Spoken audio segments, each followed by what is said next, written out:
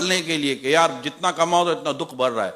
बंदा कमाता ही अपनी जिंदगी को आसान और सहूलत की तरफ ले जाने के लिए। मोटी बात याद कर ले कि ये आसानी और सहूलतें नोटों के ढेर में नहीं है, अल्लाह की रहमत में। नोटों के ढेर में तो ज्यादातर लोगों के लिए गम छुपे हुए हैं, दुख छुपे हुए हैं, परेशानियां छुपी हुई हैं।